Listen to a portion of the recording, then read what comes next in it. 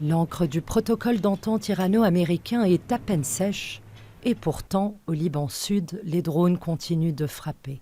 Sur le terrain, l'armée israélienne maintient ses troupes dans une zone de sécurité s'étendant jusqu'à une dizaine de kilomètres à l'intérieur du territoire libanais, appelant l'armée libanaise et les habitants à ne pas s'y rendre.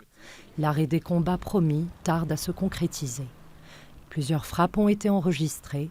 À Kfar Tebnit, une attaque de drone a tué 2 piétons. Des tirs d'artillerie ont visé plusieurs localités, dont les abords de Nabatiyeh. À Beit Yahoun, 2 personnes ont été blessées à la suite du largage d'une bombe. Un drone a frappé le village de Kounin, près d'une patrouille de l'armée libanaise. Dans plusieurs villages du sud, des équipes de secours ont pu procéder au retrait de dépouilles de personnes tuées. À Hadassa, l'armée libanaise a rouvert la route, permettant aux habitants de regagner leur village. Mais l'armée israélienne a ouvert le feu en direction des civils qui tentaient de rentrer. La défense civile a procédé à leur évacuation.